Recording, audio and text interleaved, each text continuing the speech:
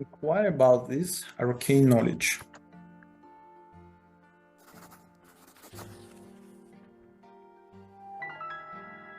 You carefully inquire about the lost knowledge Octavia was speaking of.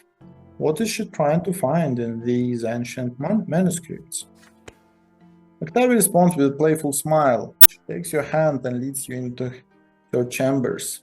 There, under the flickering candlelight, she covers you with a semi-transparent gold-colored veil. Then she puts a mysterious mask of the same color over your face. Do not speak. You'll understand. Let me in. Octavia entwines her fingers with yours and starts singing. You have never heard this language before. This song is a slow, inhuman drawl. At first nothing happens. You listen to Octavia's song, watching the gleam of the candlelight on her face and the walls of her chamber. Everything is gently shifting. And when she comes near, fear not, but hasten not toward her. Octavia's lips are not moving. The words seem to take shape inside your head by themselves. The skin of your limbs has taken a different hue. Now it is blue like that of the Arachnians. Who is sitting opposite you? Octavia? Yourself? You cannot tell anymore. Everything has become one. The world fades away in shatters. Your bodies, the walls, the rooms, the buildings, the city, everything grows pale and dissolves into the light. All of it, the lords, the empire, the twin, gods themselves, is but a dream. And you have wandered through this dream all your life. You come to your senses in the dead of night, in Lady Melanida's bed. She is lying beside you, asleep, naked, her black hair spilled across the pillow. You run your trembling fingers over her skin. Octavia is sleeping soundly. Theology new fight. Willpower +5, great.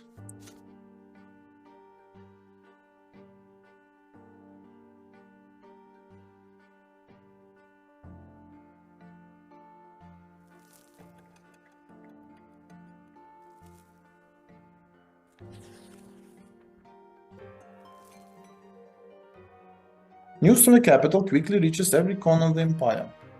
Jarian and the Flavius, the heirs to the throne, have left the emperor's palace to the province of Monia, which is ruled by great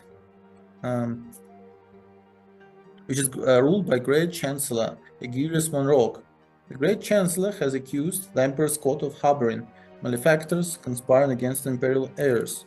This is why he has offered them shelter and safety in his own impregnable citadel. The common people are particularly worried by the news. They take it as a sign that the Chancellor is seeking to solidify his power by holding the heirs hostage. If this continues, Monroe could coerce the Emperor into revoking the imperial law, thus depriving the common state of any and all rights. All hope for reform in the empire has vanished. From farmer to rich industrialist, the commoners are growing desperate. In your province, the authorities are trying their best to put the people at ease. The magistrate Lanizotti makes a speech from his balcony to the excited crowd below.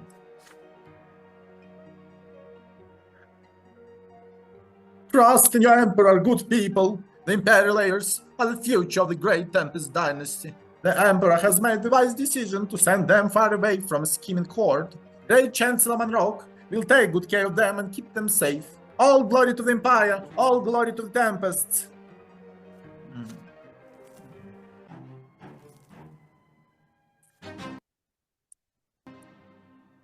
Examine possible chapter endings to check which way you are headed. To achieve the goal that you are choosing, you have to meet all of these conditions at the end of the chapter.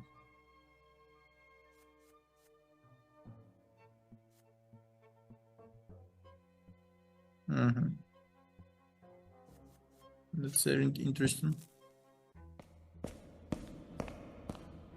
Yeah, walking up the marble stairs that lead to the doors to the prefecture. The sword of the younger twin, carved from stone, looms above the doors, just as the case of Doris Atton now looms over you. Preparing this case will take many long months or even years. The words of Prefect Aliborna have evidence enough of that, and time and again you will ask yourself, are you ready to see this case through to the end?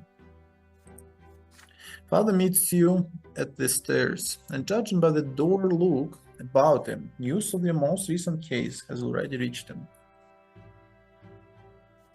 Son, I didn't want to discuss this back home. Elborn is our friend, and I stand by him at all times. But he's dragged you into something that is far too dangerous. I'm not going to repeat your grandfather's mistakes, so I won't tell my son how to live his life or what to do. But I ask you to please consider our family. Would it be worth it to let us come to harm, even if the triumph of justice and law is at stake? There are already rumors at the prefecture. They say you are getting ready to summon a highborn Erknian to court. Soon, these rumors will spread beyond the prefecture walls. You and I are both Brantes. Perhaps we ought to stay away from something so dangerous. Some battles are too ugly for us to win. You can always slow down the process and bide your time with routine paperwork. Avoid attracting unwanted attention. This way your career and our family honor would not be at risk. Trust me in this, son. Rather than making a selfless sacrifice, we can achieve far more through tireless service for the good of the law. You promise father you will consider his words. You say goodbye and return to your office. You're at a crossroads. If you are to make an headway in the case against Otton, you have to start now while the trial of his misdeeds is still fresh. Trail of his misdeeds is still fresh. You have little first-hand knowledge of Otton's criminal wrongdoing, only Thomas' stories and what you have seen for yourself. Turning this case into a trial requires far more evidence than that.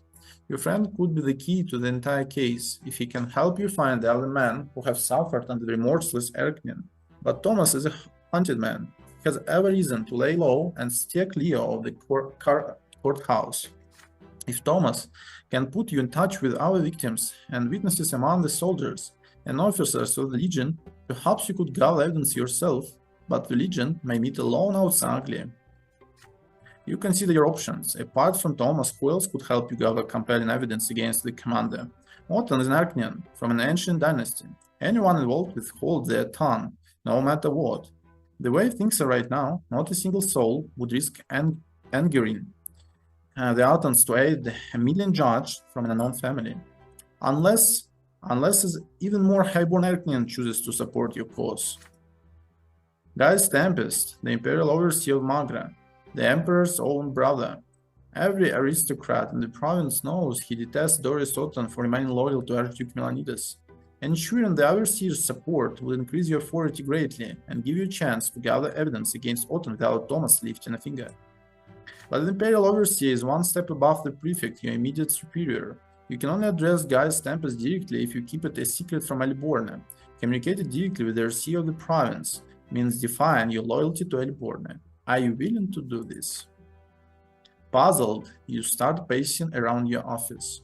It's time to decide how you will begin this case. Depending on what you choose, the case against Otton could lead you to unprecedented success, or end your career, or even your very life. We cannot ask Thomas Guerra because he should not be hiding, and now he's in prison. We cannot ask Gaius Tempest because our reputation is not enough and we don't know him. So we can search for evidence on your own, or don't waste your time. What will you do?